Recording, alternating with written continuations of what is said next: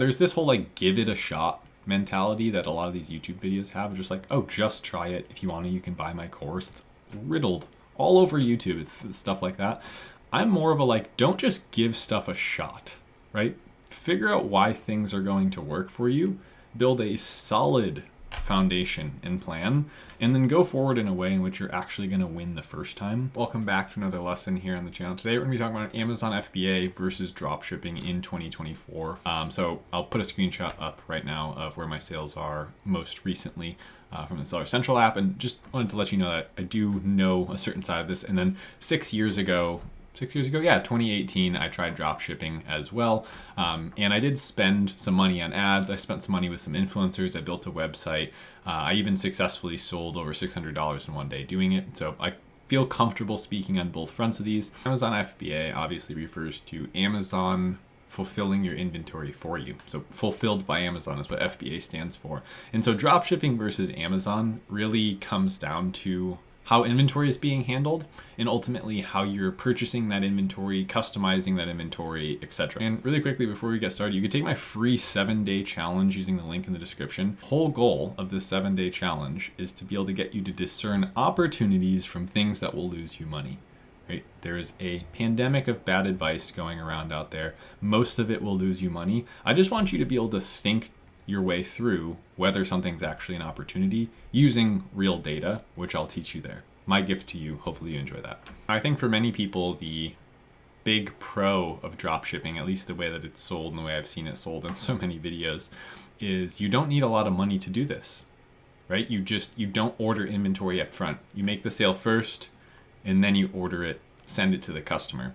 Seems foolproof, right? And so that's why I ultimately tried it 6 years ago. I was like, yeah, that seems like a no-brainer, right? But when we're drop shipping, we're kind of set to what drop shipping companies that have the capacity to fulfill individual orders to customers with a relatively quick shipping time, have available for us to do that with. Highly generic, unvaluable, right? Because one of the benefits of Amazon is that because we're buying inventory up front, gives us infinite opportunities to customize that inventory, make it our own, improve the value. So right off the bat, one of the biggest pros and cons is that with Amazon FBA and purchasing inventory in advance, it allows you to make a real product that's truly unique to you, which increases conversion rate, which makes us more money, right? Gets us organically ranked high on a page where traffic is taken care of, okay? Now, with drop shipping, well, for one thing, if you're drop shipping on Amazon, you're not going to be getting ranked on the top of page 1, which is where those profitable sales will be coming from anyway, right? You just won't, because you're not Prime eligible. Amazon's not going to show you at the top. You're also not going to be selling the amount of units you would need to get ranked on that page. There's just so much that goes into it. I don't even want to go into it now, but you just won't. Okay, so traffic's going to be your main uphill battle. Now, 6 years ago when I started drop shipping, I was Shopify Dropshipping, right? So I made a quick, cheap website, and I basically took the product that I was selling on Amazon FBA at the time, which is a mobile game controller, and I just I found an AliExpress supplier that could ship these to customers with a 14-day to 18-day lead time via air, right? That was as quick as they can get them done. And it said faster than that. That's why I did the quotations. It was like 5 to 10 days. It wasn't. Okay, it was like 2 weeks, 3 weeks. But anyway, to figure out that traffic situation, I reached out to influencers for mobile gaming, right? Mobile game controller, mobile gaming influencers. PUBG was big at the time. Let's reach out to PUBG mobile channels. Let's reach out to Fortnite mobile channels that have big, viral videos, and just have them post about it. And over the course of my first 3 postings, obviously the second 2 happened because the first one was successful, I did make a few $100s every time I did that. But it was like the traffic would surge on the day of the post and then just drop off. There's not really you don't own any of that traffic. You're buying that traffic. And so every time you pay the influencer $50 or $100 at that time for a small niche channel, big spike, boom, $500 in sales, $300 in sales, $400 in sales. And then you have to fulfill those orders, whatever, take the money out of that, and you're left with maybe $100 profit after all is said and done with fees, shipping, paying for the influencer shout out. But then you're drying up that audience source. So if you post every day on their channel, unless they're affiliate of yours, you can't just keep paying them infinitely to keep posting about it, because it's going to get old, it's going to get stale. The people who will buy, and then you'll be left with, nothing else.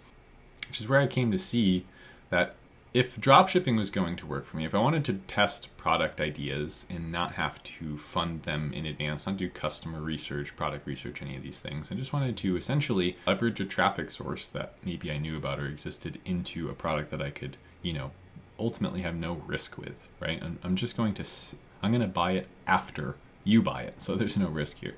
I think, again, it's not as simple as turn on a Facebook ad, an Instagram ad, any of these things that maybe would scale better and get an ROI on your money because you have so little invested up front. Anytime I tried to get Facebook ads, Instagram ads to work, it was almost inevitably break even on a cheap physical product. Now, sure, could you do a more expensive product? Yeah, but now people are going to start buying with some level of integrity, right? They're going to be researching their options. As soon as you get into a more expensive option, now you need to have that front end of that website on point, right? Because it needs to be built for conversion, right? Because if I can just crank trust and conversion rate up on a dropshipping site, people are already hungry for this product, and I just go out and I buy ads that convert really well. I reach out to influencers that convert really well. I get positions on blog posts. I do Google. If I'm converting well and I actually have profitable ads, then sure, it sounds like a beautiful model. You just keep pushing money out and printing money. You have a 3x return on your ads, 4x return on your ads. Just keep doing that. Isn't what I've heard is happening, because that process is incredibly tough. You still might find that if I'm really good at making content that drives traffic, or working with people that know how to make content that drives traffic, well, wouldn't that traffic convert better if it was just a better product to begin with, which is more in line with what Amazon FBA offers? We'll hold your inventory for you and ship it tomorrow and sell it on one of the world's most trusted e-commerce platforms. You can rest easy at night knowing that one of the best logistics companies in the world is distributing that inventory and making sure it's getting to my customers on time, making sure that when my customer hits purchase, what arrives at their doorstep is accurate, intact, it's there quickly, and if they have any problems, they just send it right back. Now, let's get into some of the fees, because as Amazon sellers end up sometimes giving away 40 to 60% right off the top of a sale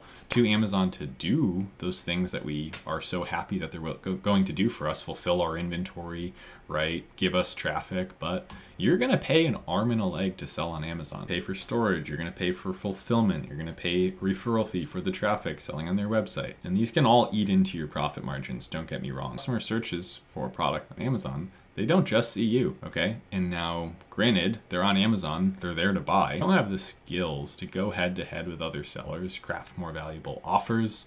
That's going to be a tough experience for you. And it's why so many private label sellers fail. They just fundamentally don't get how to make better offers than their competition. Like, how are you getting customers is going to be so important. I'm showing my product to people who are already looking for my product. That's a pretty good way to get them to buy. It's going to lead to a dropshipping is, even if you get it working, you have an offer that's maybe working, you're probably going to have really low profit margins. Because just going out there and getting a great return on your ads for physical products is not simple. It's not. I've even driven ads with an Amazon attribution link to track what's going on TikTok, on Facebook, on Instagram, even with the trust of Amazon in the shipping time of one day, and it's considered free shipping. My conversions were never profitable there. The amount I had to spend, because again, you're interrupting marketing. I had a great brand video. I mean, we really gave this a shot. Couldn't get it to be profitable, even with the trust of something like Amazon. So if I had sent them to my website, do I think I would have made more sales? No, I would have had a very similar result. And like I said, back in the day, the only way I could get dropshipping to work was with these niche specialty channels that actually had audience that was already so relevant that when they posted something relevant for that specific audience, sure, individual ads just was something that it was always too expensive. You see, there's just not that consistency there with dropshipping for me. And ultimately, the inconsistency of being able to make profit every single day was what drove me towards Amazon FBA, because I took total control over that shipping time, that customer experience, that trust with that customer, quality of my product, and the perception of my brand. My 2 cents on dropshipping. Now, keep in mind, I dropshipped once 6 years ago. I've done Amazon FBA the rest of the time. I am biased. I like selling on Amazon. I really believe in it. I do it myself. I'm profitable doing it. I just wanted to put out some of those common mistakes, some pros and cons that were on my mind. And sorry if it was a little bit of a scattered video, but if you got any value from this video, be sure to like and subscribe down below. And I'll see you in the next one. Later.